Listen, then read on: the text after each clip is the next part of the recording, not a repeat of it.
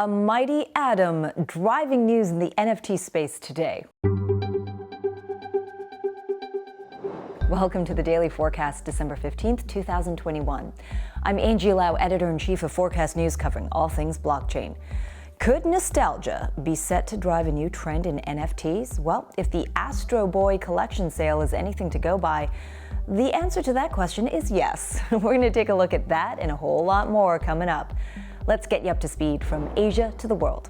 Well, let's kick off with some of the top stories coming out of Asia today. First up, China's clampdown on crypto mining shows no sign of letting up.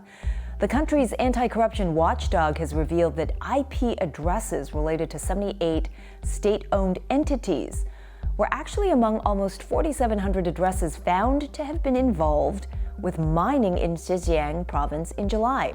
Now, local authorities have since seized 68 mining machines and penalized 48 people, 21 of whom worked at state-owned entities or Communist Party agencies. Now, back in November, the National Development and Reform Commission said authorities would focus on raiding industrial clustered mining activities and those carried out by state-owned entities. Meanwhile, Hong Kong-based venture accelerator Brinc has secured $130 million in a funding round led by Animoca Brands, also Hong Kong-based. Brinc says the capital will further fuel its expansion into Web 3.0, including the launch of blockchain-focused accelerator programs across culture, collectibles, decentralized finance, that's DeFi of course, and data. Now, the two were previously working together on Launchpad Luna. This is an accelerator program investing in promising blockchain and NFT startups. Its first cohort is currently in the process of closing investments into 30 companies. So let's see if Hong Kong can establish itself as unicorn breeding country in the Metaverse. You can find out those stories and more at forecast.news. All right, remember this little guy? Does this little human cyborg bring back any memories? Well, Astro Boy, or the Mighty Atom, is one of the most acclaimed Japanese manga series by legendary artist Osamu Tezuka, first published back in 1952. And now the man himself has become an NFT project with a collection of artwork selling out in just under an hour. So, could the past be set to drive the future of the NFT space? Forecast News' Danny Park reports. With the support of blockchain startup Double Jump Tokyo, the NFT series named From the Fragments of Tezuka Osamu kicked off a two-part sale with its generative art NFT, featuring randomly generated original manuscripts from the Astro Boy manga. The NFTs, priced at 0.08 Ethereum each, went on sale earlier this week. However, while the sale was set to last for 7 days, all 1,000 collectibles sold out within an hour. As Tezuka strongly believed in helping children in need, 20% of the proceeds are being donated to UNICEF and a local charity in Japan. Meanwhile, another sign of the nostalgic NFT project's popularity came when its official Twitter account had to warn collectors over fake NFTs being sold on the OpenSea marketplace. The second part of the sale has now begun, featuring a unique Astro Boy digital mosaic created from 4,000 of the manga's manuscripts. That auction runs on OpenSea until Saturday.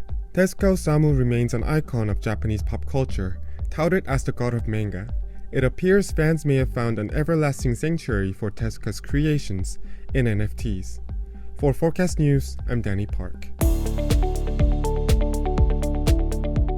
Well, you might have just missed your chance to be Snoop Dogg's neighbor, at least in the virtual world, as someone dropped $450,000 to buy a piece of land next to the rapper's NFT house in the Sandbox. Real estate is a hot commodity in the Metaverse, but will demand continue? Let's get to our very own NFT insider, Duke Liu of Spores Network, to find out. Wonderful to see you again, Duke. Hello from New York this week. I think we all need a virtual land broker here. Is that a thing now? Because virtual land sales are through the roof. Over $100 million spent on land NFTs in the Sandbox and Decentraland in the last week of November alone. Is this just the beginning? I mean, what makes this such a hot buy? Land is land, whether it's physical land or virtual land. And what we're seeing now is what I had predicted when I wanted to enter this market, which is it's no longer just about the currency. It's no longer just about liquidity.